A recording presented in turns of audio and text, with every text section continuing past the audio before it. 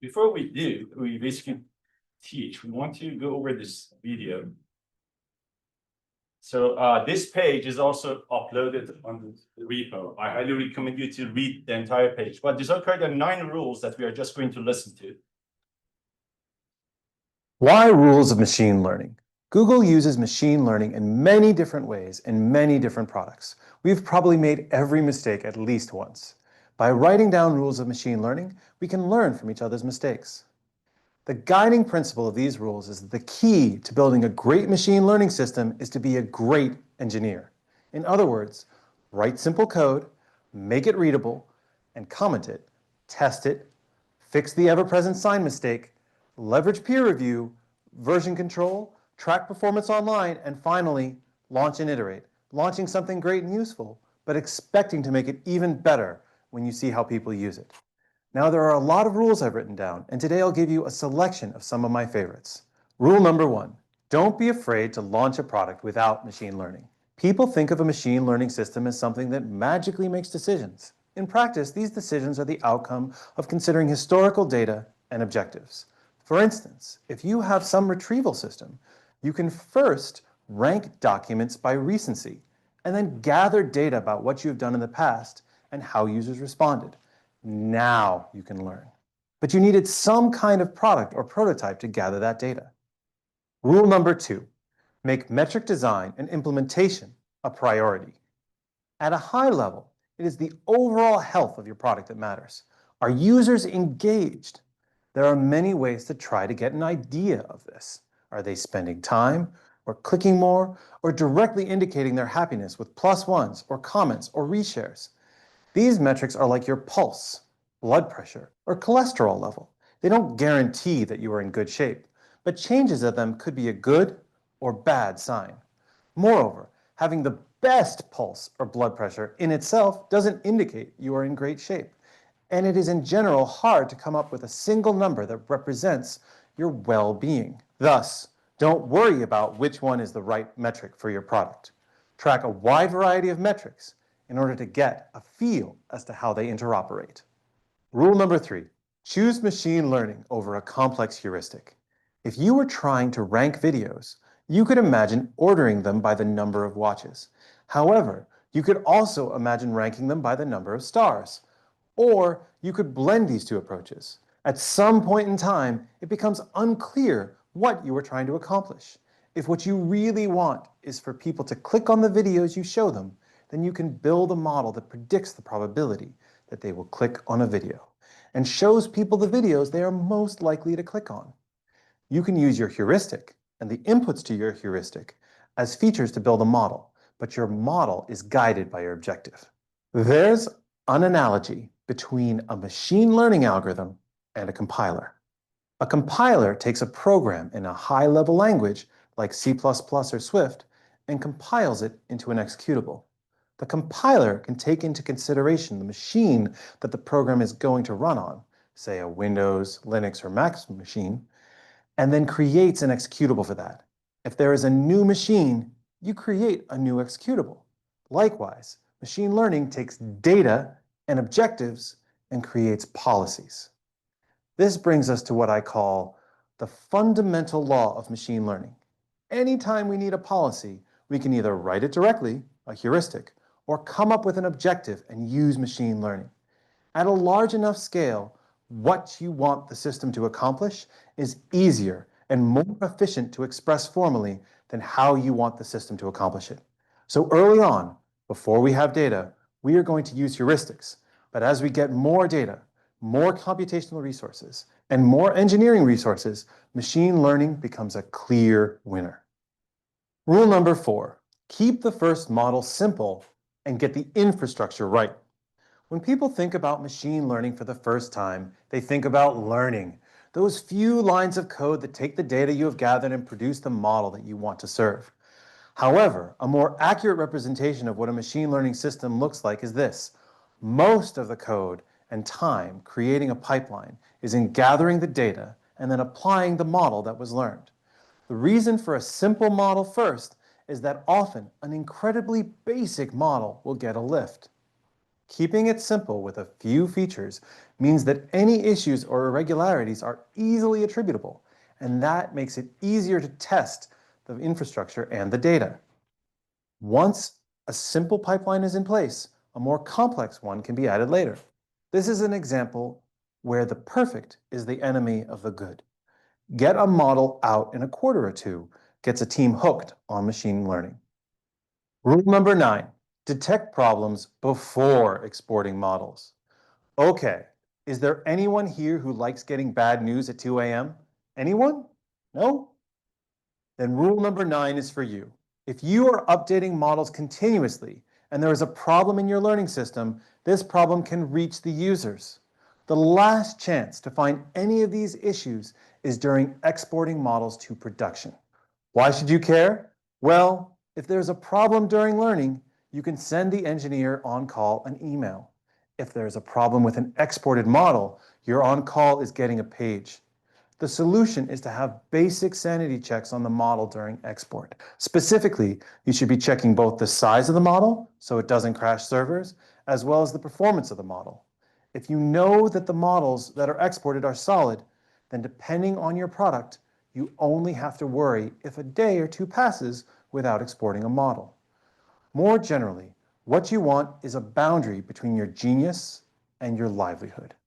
Regardless of how a model is created, you want safeguards in place to make sure that the model is good enough for your users by comparing it to your current model, using it internally in your company, called dogfooding, and running experiments.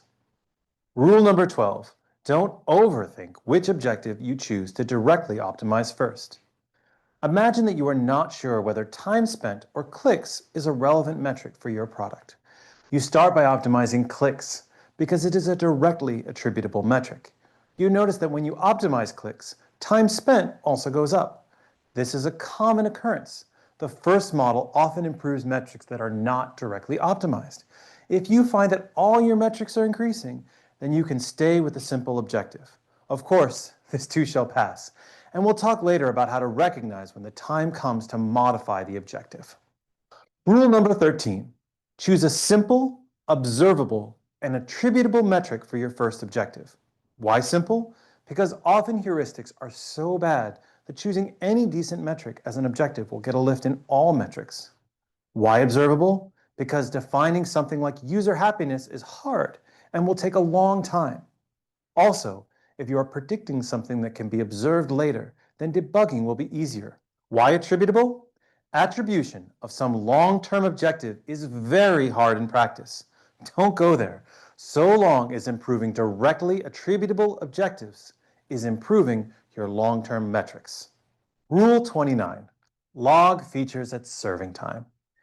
If you are lucky enough to be able to log each example as your model makes a judgment, do so.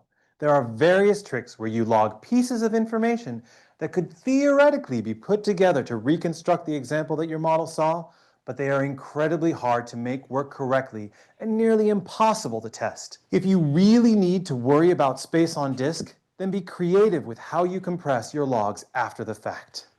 Rule 38.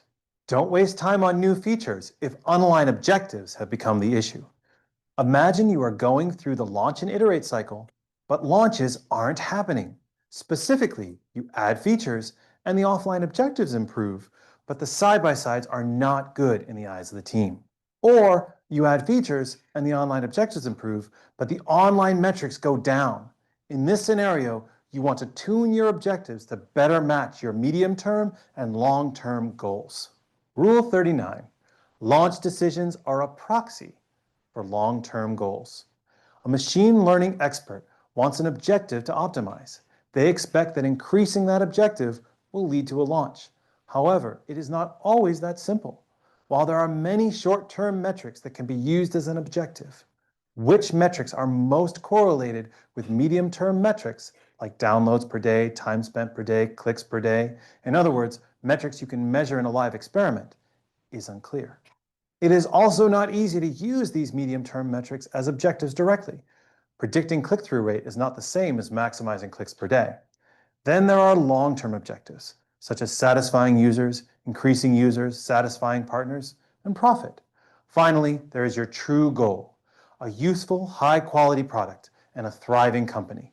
In my personal opinion, the future of machine learning is not about more and more complex models for predicting clicks, but about figuring out how humans and machines can work together to determine how to best reach our long-term goals.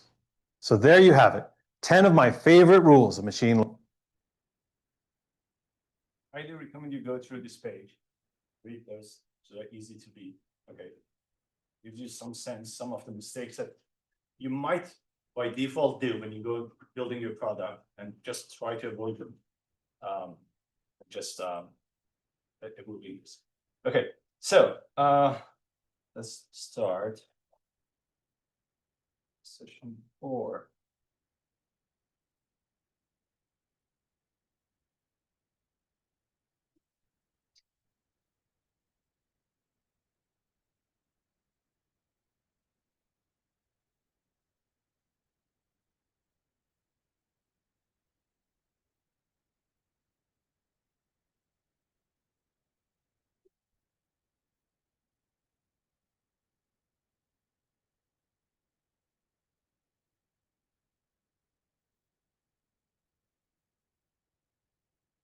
All right, so let's continue with the data. Now, did go with this, right? Yeah. Stop.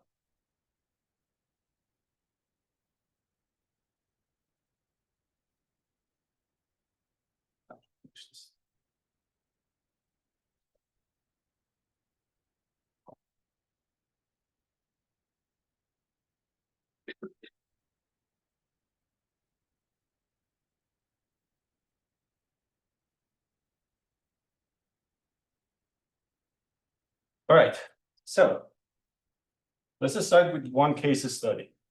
Okay, so imagine you have you're like an online retailer, and you built an app that uses basically some information and concept of click through rate, and you basically the final goal is that you try to see that how much inventory you should order, like what's the interest for certain types of shoes, and basically using that you want to decide which one to order, how many of those you order, or something. And everything is working fine. All of a sudden, your metric or basically your accuracy, whatever you are using, it drops. That means something has changed, right? So it's basically that change could be you over ordered an item, like you ordered too much of something, no one's buying it, or you didn't order an item and everyone kept coming and asking for that item. Right? This could be something like that. Now the question is that why? What did happen? Now, how do we know when a problem like that happens? What do you think?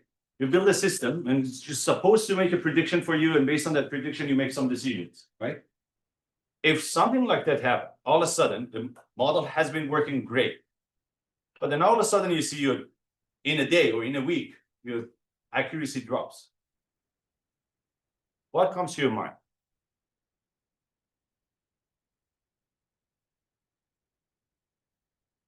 Anyone?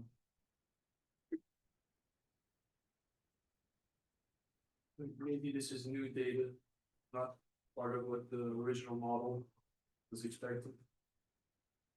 You're basically saying that there's some changes in the data, basically, the data that comes through. Like, could you elaborate on the change in the data? Like, what could have changed? I'm not familiar with like click-through how it would work, but maybe in general, like a demographic change that could be mentioned before. Different like feature space of the data. Now that's being passed through. Okay, what else? Yes. If you have an LLM under the hood and if the company just change something or data or update the model or something, then it might fail. Yeah, basically what you say is kind of like a vendor dependency.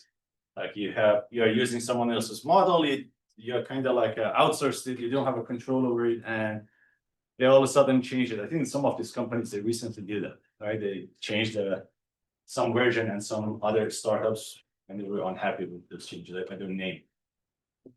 Someone here raised hand. Yeah. Maybe because there is a drift in the user's age or any other parameters like gender. I'm not Okay. sure. Okay, let's assume these are all correct, but let's assume the data, that user data is correct. What else could change? Like, it's not about the user, or it's not about the feature, right? Could the label change?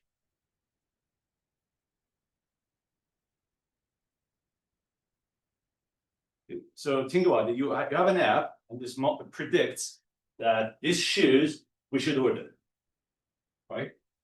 Because it's popular.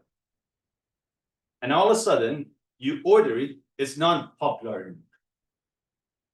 So what does that tell you? There's a change in the label, in the concept. The shoe was for that season popular. All of a sudden, in the next season, it's not popular anymore. Like fashion, right?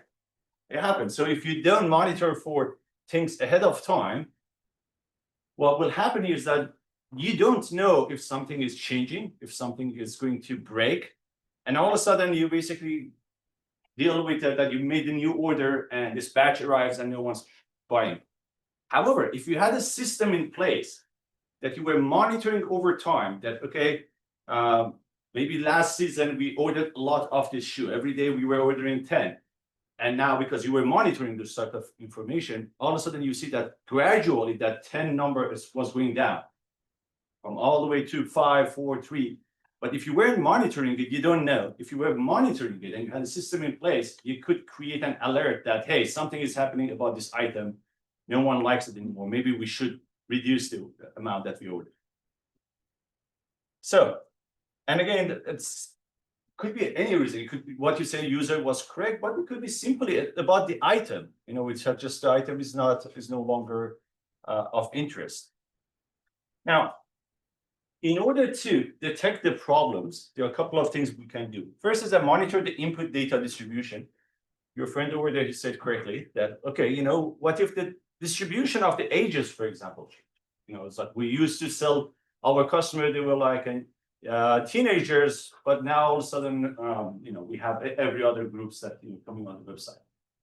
Or it's basically could be simply the characteristics of the items has changed. You know, there are some features that items or whatever you have on your system is changed, and they're causing some like a down or dip in the performance of your model. Now, those changes, we were going to talk about it. It comes in two ways. Either it's a drift or it's going to be some sort of like a shift. Now, you want to be sure that you track the model performance in your pipeline. And again, track the model performance could be anything. And I think I showed this example before, but a simple example could be you have a classification and you assume this region is the region which is your model is technically not sure, you know, maybe anything between 30% probability to 70%. It's during the training, this is where you draw that threshold, right? To convert it to a binary from probability. And that's threshold is totally up to you where you decide based on what you care for, false positive, false negative. Now, during the training, maybe you found out that, okay, we will have about 5% of the data that fall within this range. There's 5% of the time that we are within the range that we could be class 0, we could be class 1, but based on where we draw the threshold, the answer is different. Now, during the inference, now that your model is out and you have customer, what you do every time your model makes a prediction, you know their score. So you store that score somewhere. And maybe you put that score into 3 buckets. This side, and this side, basically. 3 buckets. What you want to is to ensure that the percentage of points overall that fall within this center region is similar to what you expect. If over time your model start predicting more and more from this range, that means your model is seeing data that's technically not sure. You know, it just could be class 1, could be class 0. And the higher the value here, the increase that you have here, it's either sign off, you need to update your model, or there is a huge change, it would drift, in the data that you are receiving. You have touched a new maybe demographic or new region that your model that you haven't seen the data before, you don't know the distribution of that data, and it's impacting the decision that your model makes. Now, when we talk about basically changes, you will see a data drift, and you also see a concept drift. Data drift, again, we will talk about it further in details, is just when the change in the distribution of the data.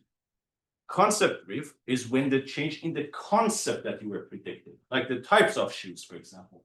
Or you can simply think of maybe a shoe previously, like last 2 years, was just considered as a fashion shoe, like a day-to-day shoes.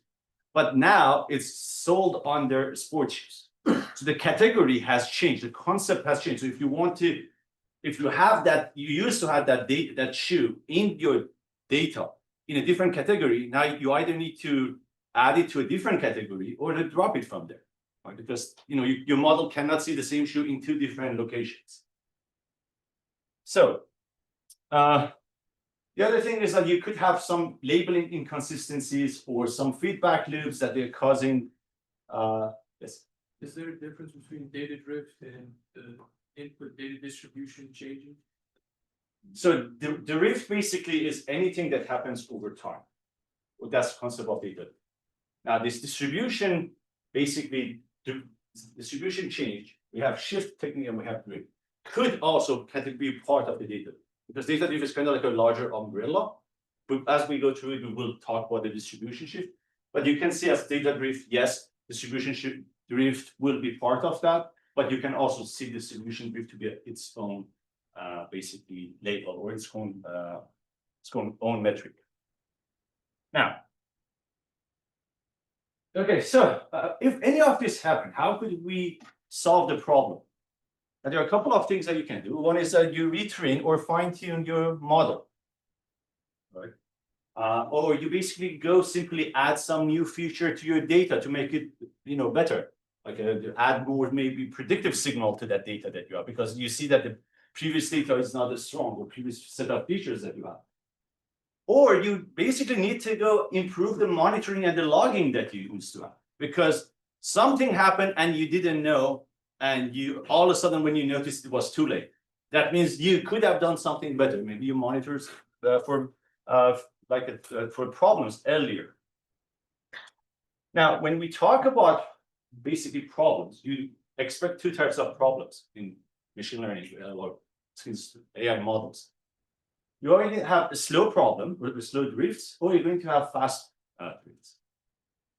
Now, if you think about a slow problem, is anything, basically a drift, anything that is gradually happening over time. It's not suddenly, it's just so over time happens, and maybe you used to have these customers that between certain age, and all of a sudden, I don't know, something happened and they don't like your platform anymore, and it's gradually you're losing customers. Actually, it's kind of like a slow change. On the other hand, when we have a fast problem, it's something that happens quickly. All of a sudden, something doesn't work on your basically pipeline or network. It's like a bad sensor, or in the example of the manufacturing line that we're saying, that a lamp, for example, a light broke, and then all of a sudden that specific model, or basically like a station that you had, start to produce bad results, right? So those are going to be more like a fast problem. Now, when it comes to gradual problem, the data changes that you see comes normally from things like seasonality and change in trends, because those are like things that happen gradually. Or distribution of the features changing, again, just something over time happens. Or relative importance of the features change. These are all gradual changes. On the other hand, basically, you could have a problem like a word is changing, because the only constant in the word is change, right? So the word is changing, the word will change, the data will change. You should expect something happen to your model. You can't just build something that never changes. So the word is changing. On the other end, like the style is changing, the scope and process is changing. You have a new competitor in the market that they have the, maybe a better product, or maybe they're having it for cheaper, and some of you lost some of your users to that. Or your business expands to other geos, and you didn't expect that for that specific geographical data, and your model all of a sudden performance goes down. On the other end, when you have sudden problems, sudden problems could come from the data collection or come from your system problem. If it's data collection, you have a bad sensor, you have a bad log data, something moved, it's something that all of a sudden happens. If it's a system problem, you have a network which all of a sudden the network is down, and you can't do anything about it. So that becomes sudden problem. You have a bad software update. That could be something like that. Bad credential. The funny thing is that if you read about the IT, one of the highest, I think it's the highest percentage of the errors comes from bad credential. Just everyone just entering wrong password. Now, in order for you to be able to help your model to detect the issues in your model, you need to first also understand your model. Okay, so the first thing is that talking about mispredictions or making mistakes, right? That error that your model basically produces, it doesn't have a uniform cost, right? It may be, the cost for a certain user is nothing, they don't care, but for another user, that could have a really a high cost. So you need to have some understanding of your users and what impact the error that your model will have, because your model will have an error. It's not like you build a model that's 100% accurate, right? So you need to basically understand that error concept. The other thing is that you need to also understand, well, the data that you always have is rarely the data that you wish you have, right? You never get that really good data that you're looking for. And then model objectives is nearly proxy for the business objective. So that's also you heard in the video. There's always this business metrics, and you have this engineering metrics that you have in mind. You need to also understand that some percentage of your customers will always have bad experience. You can't have them, basically, you can't build something that everyone's happy, right? Pick a favorite example, this ChatGPT. Everyone's using it, but there are also people out there when you ask them questions like it doesn't work. Right? So it's you always will have some group that they don't basically they're not happy with your product. And the last thing is that the real world does not stand still. So these types of things will happen. Now, on the other end, when it comes to your LLM, you also need to have some understanding of your LLM. Well, the first thing is that they produce, false results, and you need to understand that, and your user also need to understand that. It's whatever it generates is kind of like probabilistic tokens, and it could basically be false, and your responsibility is to build certain guardrails to fix it. How many of you looked at the link that I shared with you about the why LLM result is not deterministic? You did? Take a look at that paper. You will basically, there were two. One was by OpenAI, that they were basically blaming the concept of hallucination on the reward model that you have for the training. It basically encourages the LLM to generate by default, and that's why the LLM cannot shut up if it doesn't know. It just basically generates. It's just it knows it's good to generate more rather than saying less, basically. And the other one was about that why it's LLMs are not deterministic. Even if you set the temperature to 0, it always produces different result. Okay, so those two are pretty interesting. The other thing is that the prompt sensitivity. I personally deal with that a lot, right? These days, just the small tweak in the prompt could be really small. It drastically gets a different result on the same model, right? So it tells you a lot. It's kind of like how sensitive these models are, and that is problematic when you try to build an actual product that customer will use. When you deal with machine learning, basically models, you have more like a deterministic outcome. Weights are fixed, input used to go in, there's some multiplication, there's a threshold, you select, and you basically give the answer. Here, when it comes to LLM, they do better in certain tasks, but then, well, you know, you need to also understand there is a cost with them. And your user also need to understand. You basically could try to help the LLMs by using some few shot examples or some context, basically lens. We will talk about those. The other thing about LLM is that you need to also understand that they can reinforce biases and stereotypes more than the general machine learning models. So keep that in mind also. Now we want to focus today more on the data and concept changes. What will happen in production to your data and how it can cause your models. Okay. So when the change happens, especially on your concept, you're either easy problem, or you're kind of like a hard problem, or you're a really hard challenge problem. We can talk about that. Let's just start with one thing: detecting problems with deployed models. So you have a model, you deploy this model, and all of a sudden there are two things that you need to monitor: the data on top of other stuff, the data and the scope. All right, so you need to monitor it. So you need to, ahead of time, to decide what I'm going to monitor about the data that can tell me there's a drift or change in the data. And also what I will monitor about the scope that tells me that, hey, you know, something is changing, maybe we need to retrain the model because the scope is not the same. And then you need to basically monitor the models and validate those data over time to detect the problem early. Don't wait for, I think we had this in the other class, that if you try to monitor, you know the error will basically, you know the accuracy will drop over time. Instead of waiting for it to go here, you have this kind of like alert that every time it reaches maybe a certain drop, you do a retraining. And basically over time, you keep retraining the model every time it reaches a certain threshold. By doing so, you're basically buying time. You know this model at some point is obsolete and you need to basically change it. But instead of changing it, you could retrain it. You know, changing means that you might need to do re-engineering the problem and spend months or quarters basically for your team to build a new model. Retraining means that, well, we have a pipeline, we have a data that has been coming through. So every time it reaches here, you just feed some new data to it and basically try to pull it up to some extent.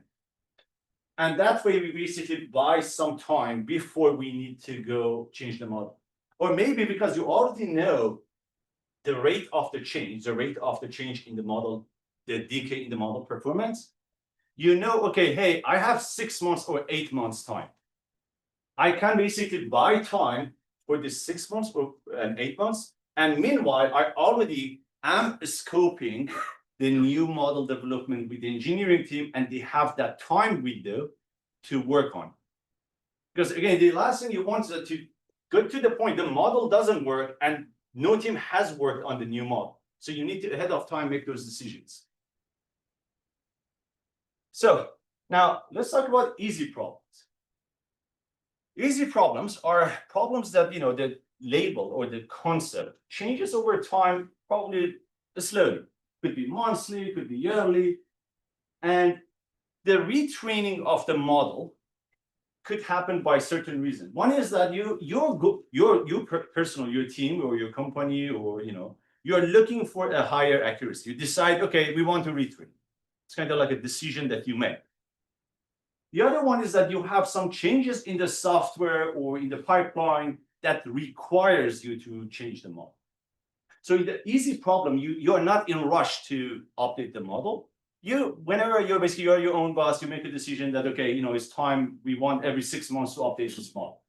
You know, or whenever we have a new software, we basically update the model. And the data that you need, the new data that you need, the label, could come from curated data set or some crowd-based, basically, data set. So that's an easy problem.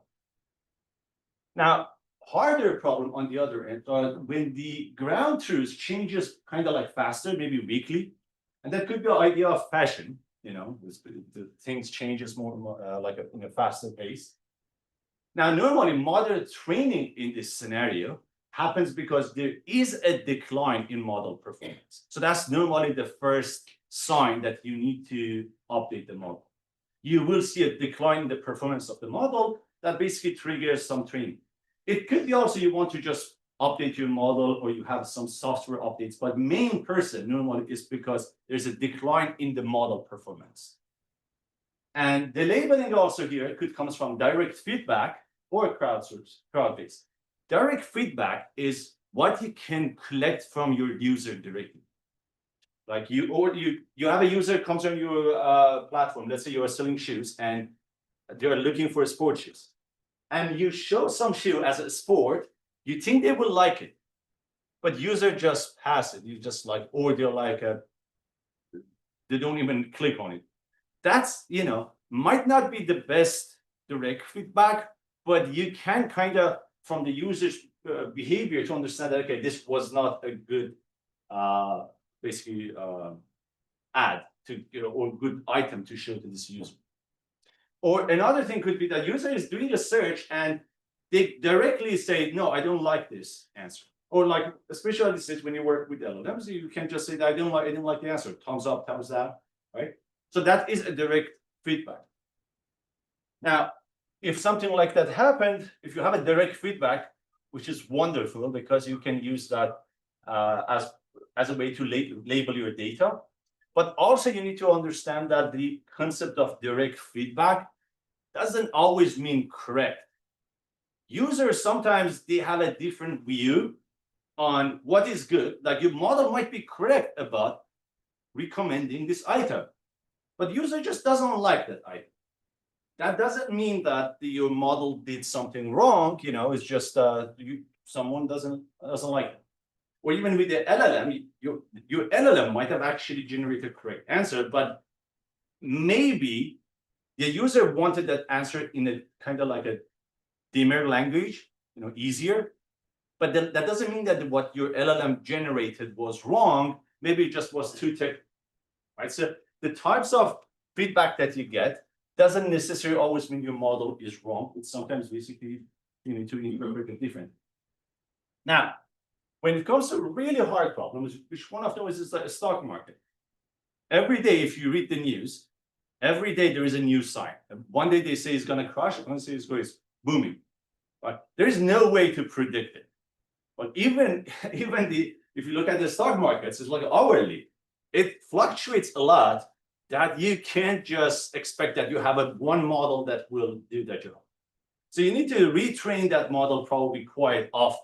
You know, it's depending on what you are predicting, how much fluctuation in it. But as I said before, you need to also for these types of environment, you need types of model that are lightweight and they can retrain quickly.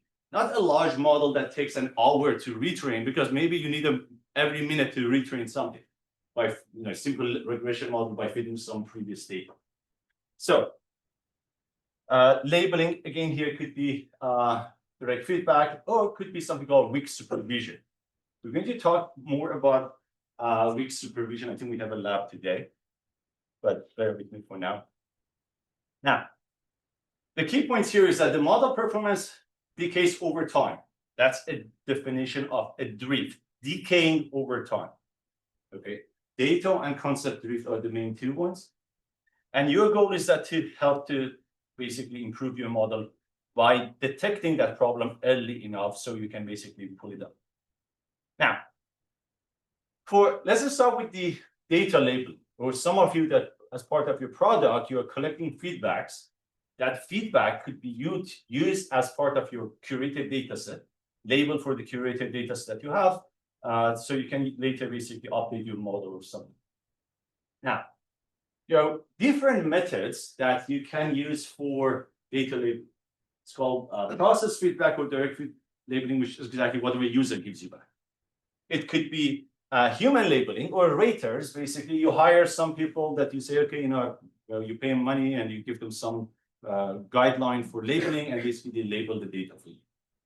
Semi-supervised labeling, it could be, it's kind of like you have a model, you have some labeled data, you have lots of unlabeled data, and you basically come up with the idea that you learn a knowledge over the labeled data and apply it to the unlabeled data over time to label those data. That's how your semi-supervised models. Then you have active learning, and you have also weak supervision.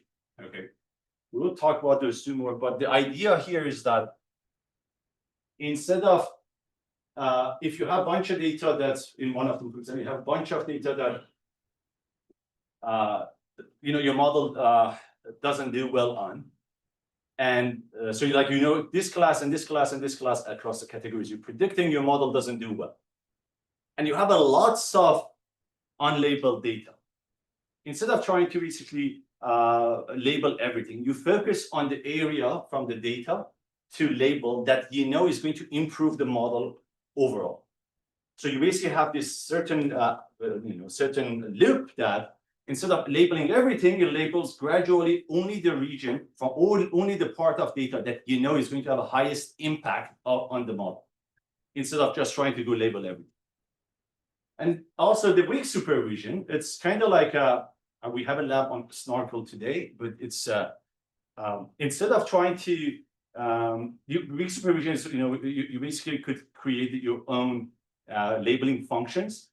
You build series of those and you group them together. So data comes and data goes through this called labeling functions, basically, that you created.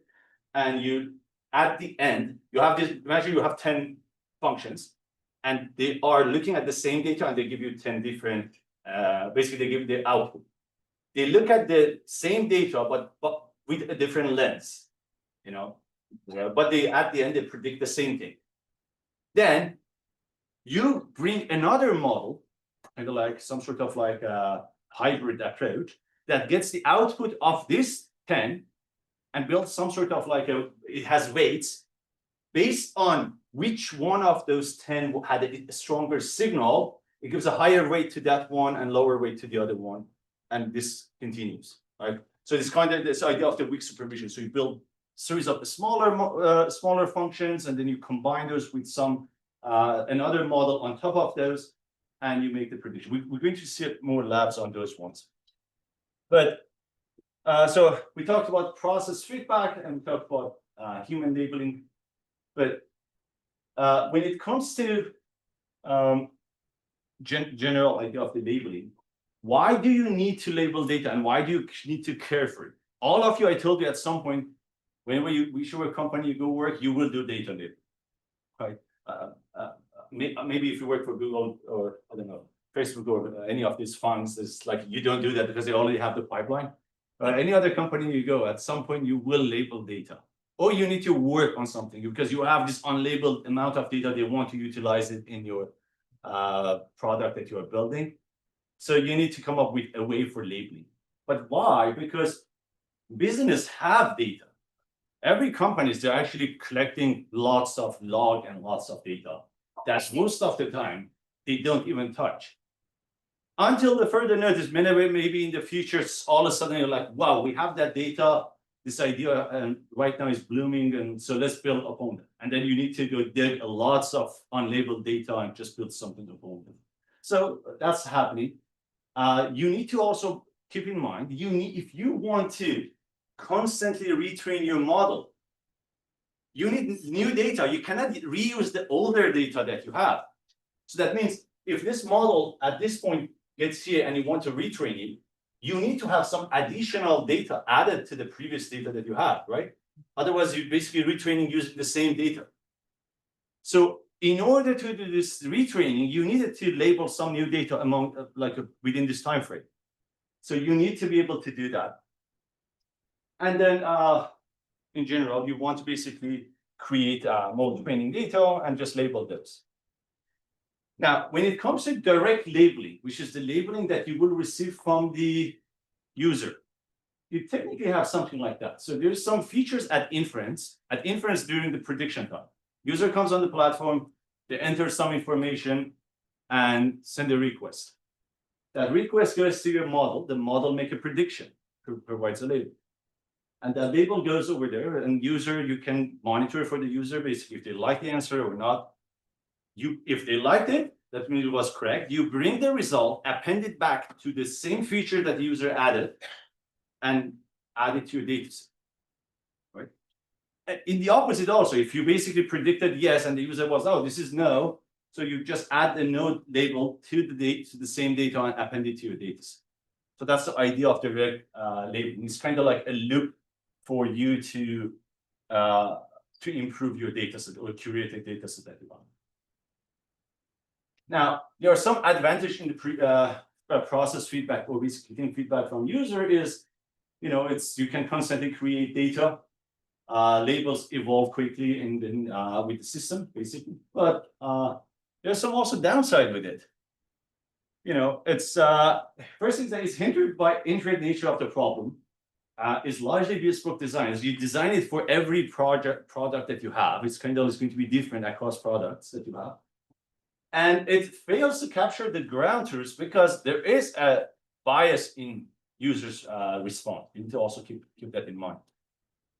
Now, when it comes to process feedback, there are tools out there that can help you to basically process large amounts of data.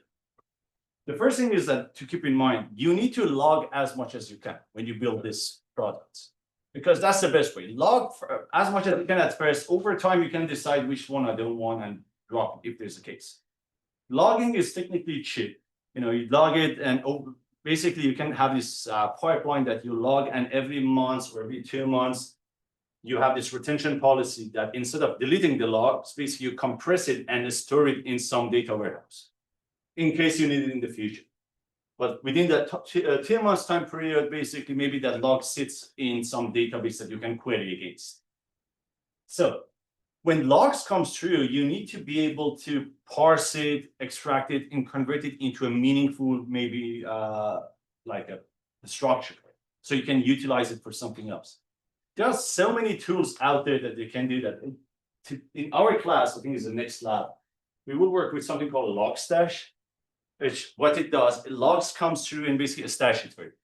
So you have a large amount of logs comes through, and you want to be able to have a pipeline that can parse this log, extract the important information in the form that you want, convert it to some format that you want also, so you can use it in a dashboard, or you can use it in some downstream pipeline or other part of your pipeline.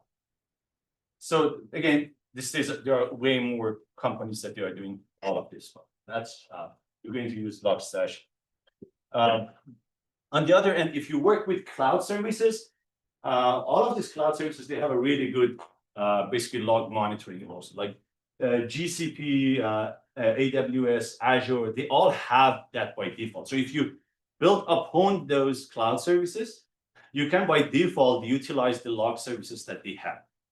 Okay, so it's just I think it comes at a cost, just probably just something that to keep in mind. But they're out of the box and they can basically help you. They already parse the log for you, and you can extract it. However, at least based on my experience, I don't think they will convert the log. They won't extract, maybe if you have certain things in mind, they won't extract it by default for you. So they have a default parsing mechanism. But sometimes maybe you have the idea of like the log comes through and you want to create a new feature from there and then store it. In that scenario, they don't do it by default. I don't know if they have an option for you to write the code for it. But if you work with something like Logstash, you can manipulate the log along the way and store new features maybe that generates from 2 other features that are in the log.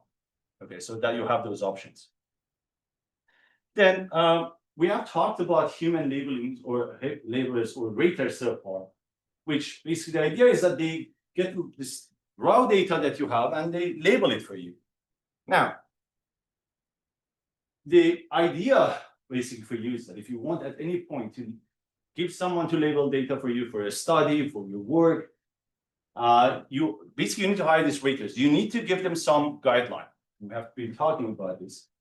You need to ensure that the data is divided among them. So, but also every data point is shared among multiple raters. So it's not like everyone just sees the same data, just sees one data. So some data may be shared, should be shared. Maybe have some rules for labeling. Don't label more than 2 hours a day or 3 hours a day. Don't label at night, something like that. So you can have this system rules that they don't allow you raters to maybe label more than 2 hours a day. They automatically log them out. They don't allow them to label at night because you want someone that's sharp mentally, that they can basically label correctly, not they're sleepy and they try to just make money. That's a reality. You pay for it. So the advantage it has, it's easier to get labeled for you. It purely basically supervised, but has a lots of disadvantage. Well, it's kind of like you need to label. You need to first find a cohort that can do the labeling for you. You need to teach them how to label it for you, right? But then you also need to ensure that they understand the labeling, because you could tell someone, this is how you're going to label it, but if you give them a label, document to label, you will get different results because they what they hear and what they understand is going to be different. There are some problems with it. Well, it's slow. It's not that straightforward to get the labeling fast because you don't want to rush them because the quality goes down. It has different costs depending on the types of data you're labeling. If you're labeling MRI, for example, you need radiologists. It's not going to be cheap, right? So you basically, in this scenario, you have a single rater and you have a limited number of examples that they can rate. It's hard to find raters, good raters for these types of problems. If you're generalist raters, that means, let's say you're just labeling English language and you just care someone who can speak English, that's easier to find. You can put a note on campus and quickly get as many students as you want. Everyone wants to make money, right? But if you want to label MRI, I cannot go out there and put a note on campus that, hey, come read this MRI pictures, right? Although I'm sure some students use AI, they will just come submit something. But yeah, okay, so process feedback and human labeling, we talk about the advantage and disadvantage of both. But now let's go one step further. So you already labeled the data, and we want to focus on detecting the data issues. Now, this is where the types of drift and skew will come into play. So we say that you could have a drift or you could have a skew. What was the difference between drift and skew?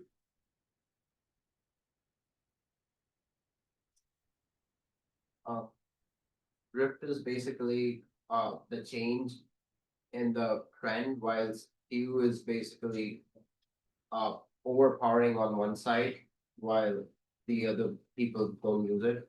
If you know what I mean. The first one was correct, the drift. The drift is change over time, right? But what do you mean skew is overpowering one side? So let's say there are like 100 people and of all varieties. How we target our product on all varieties. So this is not a skew in the distribution. Okay, this is a skew as a problem that you see. So I think we talked about this before, but so drift happens over time, gradually. Over time is like time-based. Skew is when you have a change into batch of data. So it's not a time series data. Like you have, let's say you bought data or you collected data for 2 years, correct? And you build a model over these 2 years data. As soon as you pick that model and apply it to the next year data, it doesn't work, right? So that's called train serving skew. A skew happens when 2 batches of the data have a different, basically, distributions or different characteristics. Quickly, you will notice it. The drift happens slowly, a skew happens quickly because all of a sudden you expect something and it's not, it's the opposite. Now, so when we're going to talk about data on concept drift, a schema skew, distribution skew, prompt drift, context window skew, tool action skew, and basically RAG or knowledge-based skew. And then how to detect some of these issues. So again, Drift changes over time, the skew change between two static version of the same source. Okay, so just keep that in mind.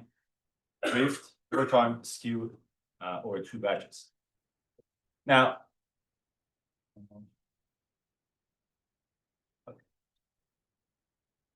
okay, sorry.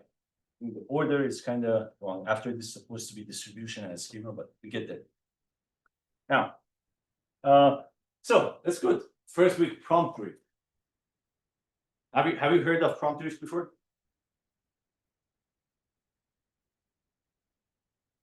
Yes, no.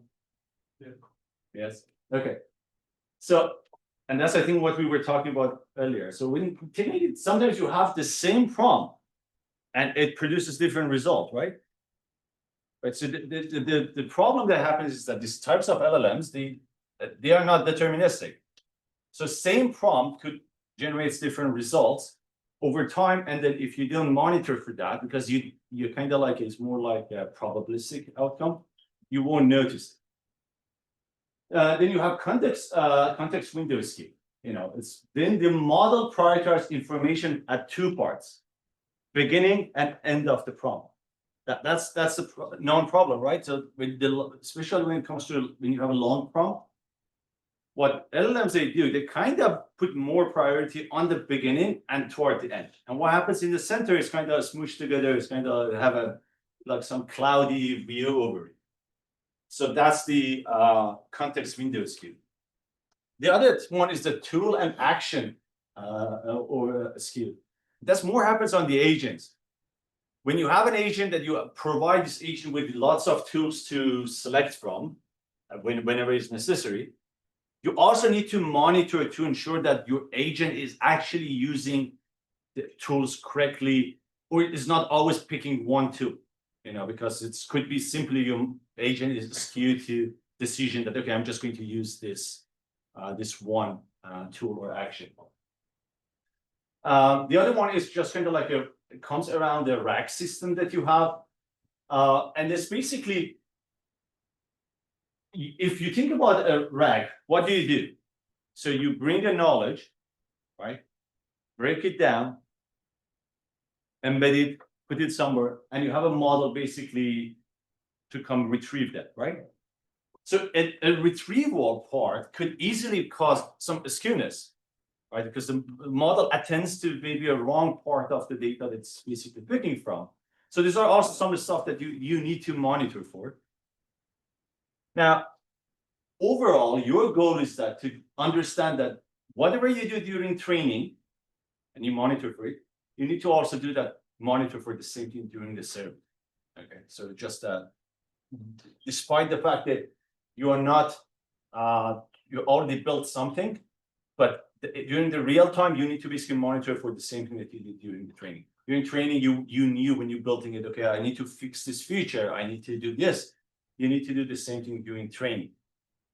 Now, when it comes to your LLM pipeline, typically, you start with some random model, some pre-trained data, you build some pre-trained model, and then you need to do some sort of like a fine-tuning, right?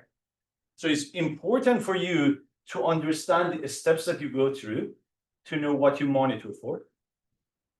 Don't just blindly for your product, try to just apply a library and get the output model, understand what process you do on it.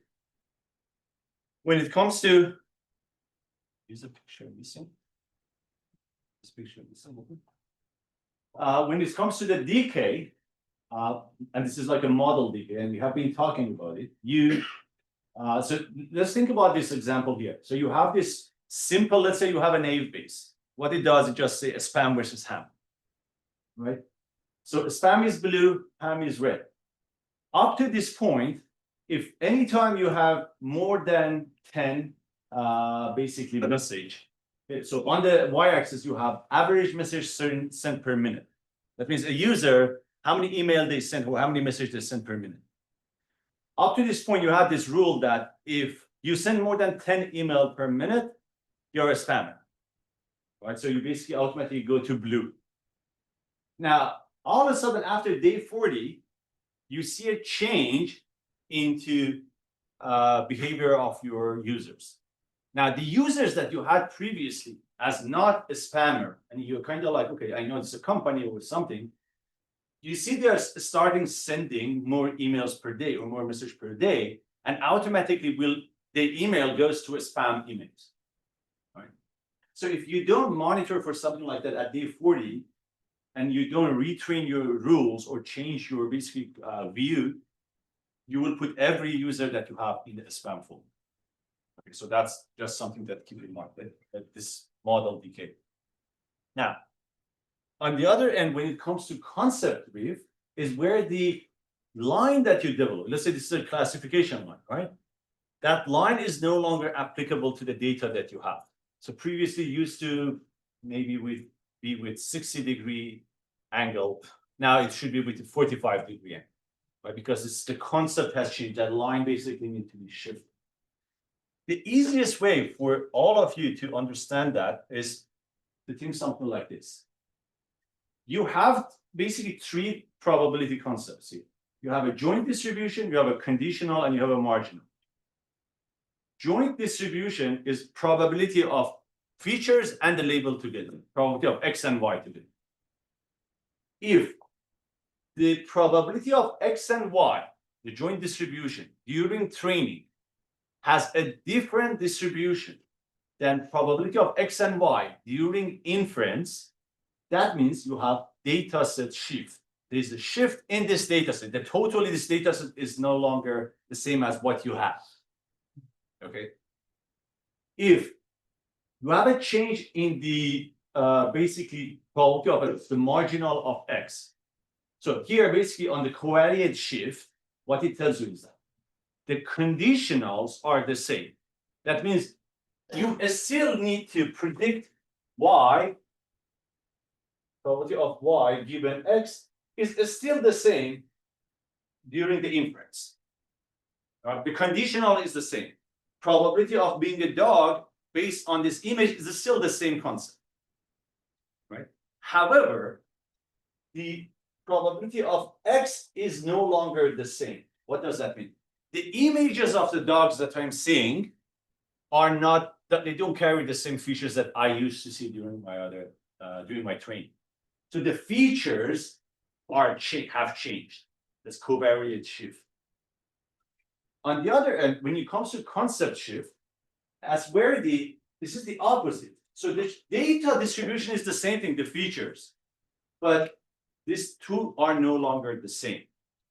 That means because this image has these features, doesn't mean it's a dog, or it doesn't mean it's a cat, for example. There is a change in the concept. So when you build your data pipeline during the training, you need to keep track of this distribution. You have the data, you build a statistical representation of this data, and you carry that as part of your pipeline.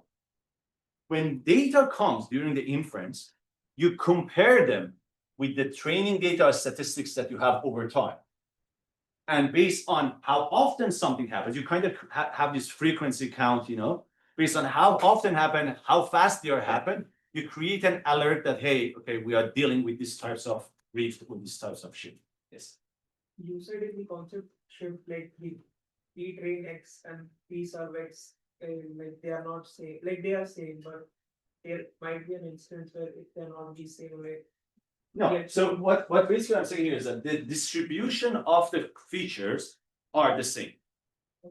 What does that mean? That means let's pick something, not an image, but like let's say you're predicting price of a house, right? So the columns that you have, probability of X's, that distributions are similar at inference and during the training. That means the house is all one bedroom and these are the characteristics of it.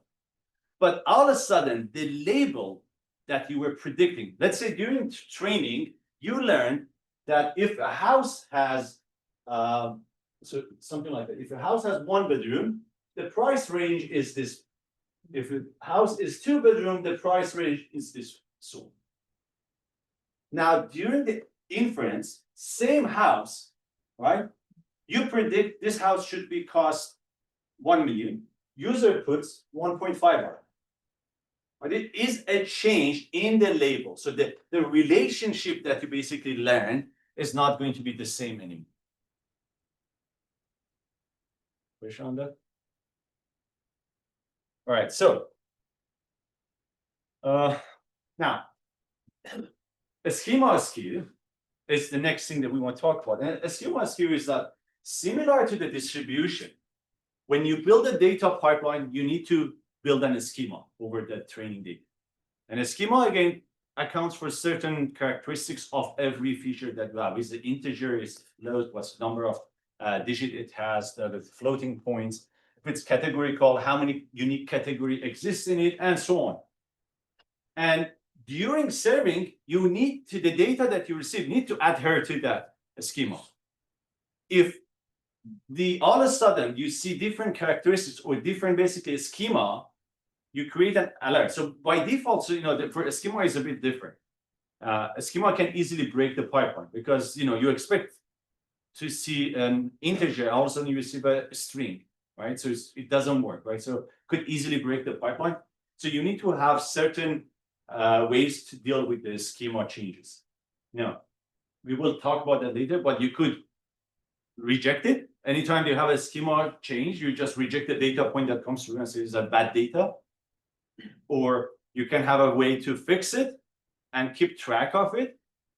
Or you can update your schema over time, like have a dynamic schema and update. You say, okay, you know what? This is a new thing. I trust the customer. They want this, so I'm just updating the schema and let this go through. So there are ways that to deal with it. We talked about that. You could also have this distribution skews. Distribution skew. Think about one thing. So whenever you build the data pre-processing pipeline, what do? You apply certain types of normalization and stuff to your data, correct? So if you just simply apply normalization to training data and use that, don't save that normalizer object. And during inference, as data comes through, you just normalize. You don't normalize it based on the object that you saved from the training. Then you have a different distribution over time, right? So you need to be sure that that's why it's really important here. Whatever pre-processing that you do during training, you need to apply it during your inference, because otherwise you will just end up with the different distributions. All right, so now I'm using this idea from TensorFlow data validation, TFDV, for data validation. I think it's pretty standard for any data validation pipeline that you want to develop yourself. So the idea here is that you start with your training data. For your training data, you need to create two sets of basically features. A statistic, which is called baseline stats.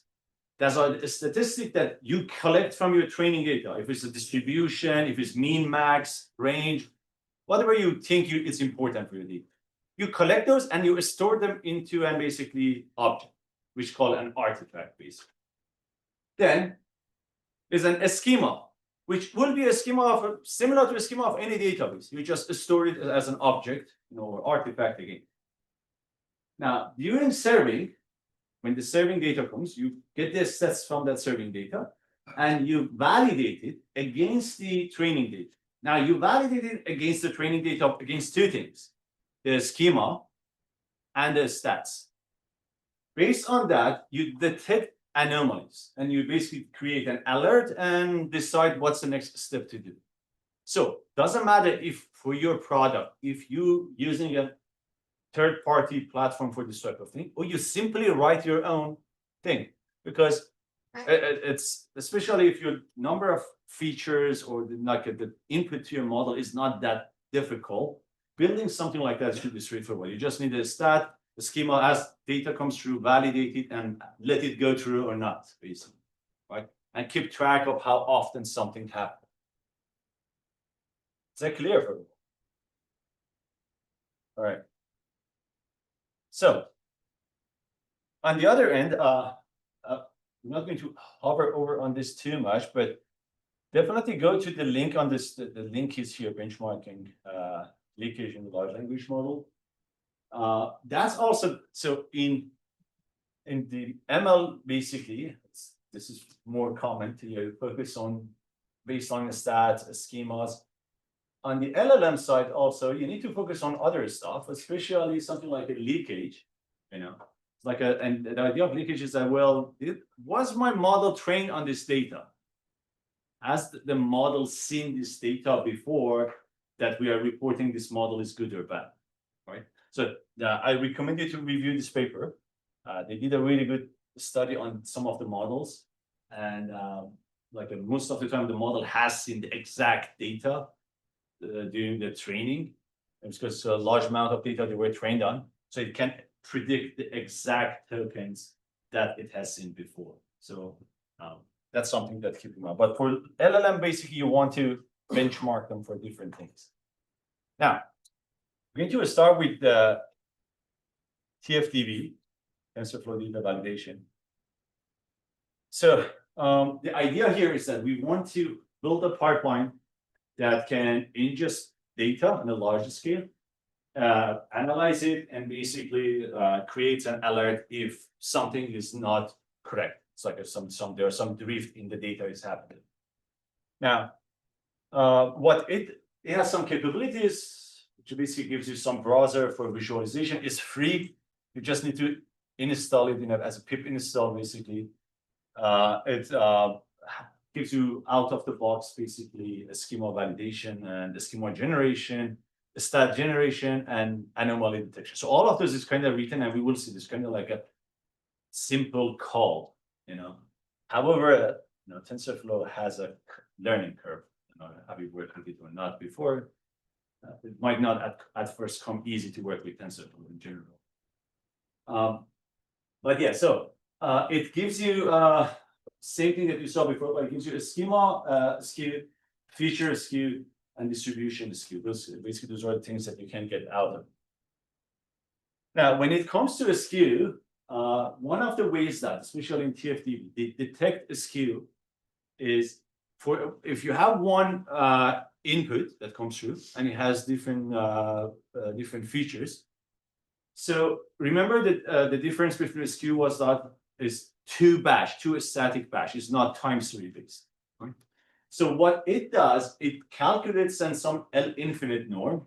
L infinite norm basically looks at the maximum difference among dimensions, right?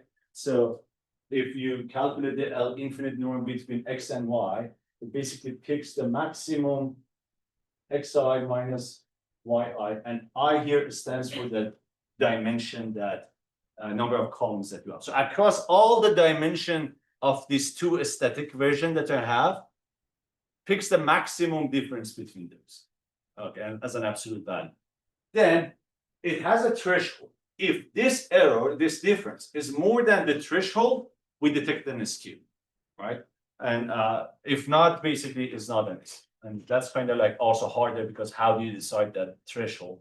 You need to, it's kind of like a hyperparameter for you to optimize for.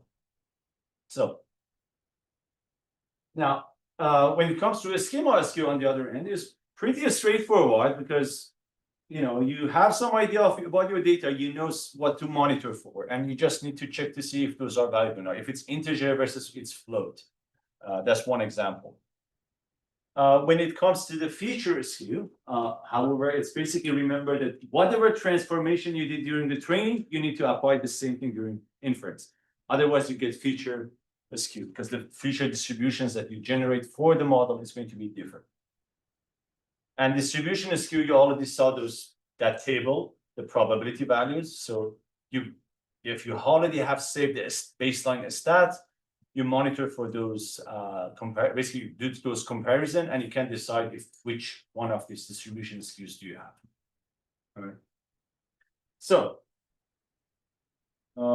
also on top of that, we will see this later. There's this library Facet or Facet. What's the proper way of pronouncing that? I think that's also by Google itself, which are pretty useful. So let's do a quick look at that.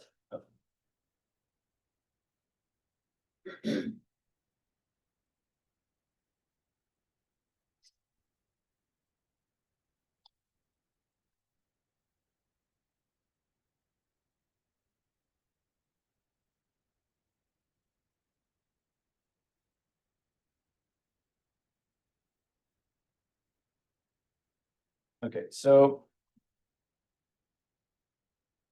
it's something like this, basically, this dashboard that it will use. So any of this, when you work with TFX, TensorFlow extended for the MLOps, or TFDB, you always see this dashboard because under the hood, it uses this package. So what you will see here is that it basically tells you this is the blue is the training data, and the yellow is the test data. So statistics or schemas picked from the training data will be compared from we will be compared with whatever comes during the inference. So here the blue again is train, orange is testing. So here what you see, basically these are kind of like have a similar distribution. You have a less number during the training, during the testing versus during the training, which makes sense. You're just doing a batch prediction or online prediction. But here basically it tells you some information also. How much missing value, mean standard deviation, if it was zeros, what percentage of zeros, mean, median, max. So this can give you some idea if you're building your own pipeline, what to monitor. You know, what are the stats that you can collect and just compare against those. And here basically what it tells you that both of them have a large value of zeros. So it's there's a difference. On the other hand, it goes for categorical features. It also has some way of basically presenting. It tells you that how many counts that you had, if there was any missing value, how many unique values were in the categories. So during training, you have seen 41 unique country names. During serving, you only have seen 40. That's fine because you just haven't seen that one specific yet. Frequency of the top category, average string length. So if for those of you, because we always ask this question, okay, I'm doing an LLM, what should I monitor for? One of the things could be average token length. This could be during maybe the training, your tokens that you have seen, they're all like short, but during tests, when the user comes, they always use medical terminology with the tokens are like 20 tokens, 30 tokens. Right? So you will see a shift in the text that your model is receiving. And similar stuff. So basically, it gives you this really interesting dashboard that you can work with. And you don't need to, I think we can just simply use the facet itself without TensorFlow. If you just want to apply to pipeline, you can also do that. All right, so let's continue.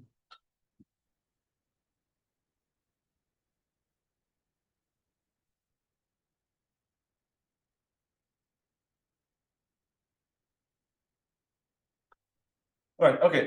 The last thing we're going to talk about is going to be the evidently AI. So with data validation, that's also like an interesting library recently. I personally work with it. It's kind of like similar to this facet. It basically gives you different ways of understanding about your data distribution and your drift or changes in your data.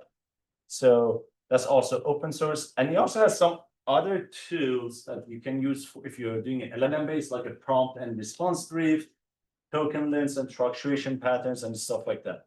So depending on what you're using, that could be also used. Not necessarily that you want to use it, but it can give you something like that. Over there basically tells you the text length, the reference distribution is the training distribution, current distribution is what you're seeing during the inference, basically. And then you have non-letter characters. How often do you see special characters? That also tells you that there are changes in the data. Or basically out of the, out of the vocabulary is basically words. How often you are seeing words that you haven't seen during the training. If you still see there's an increase in that, that also is, it's not a good sign for your pipeline. All right, we will use that later. So we're going to take a short break, and then we're starting. We have multiple labs that we want to go over.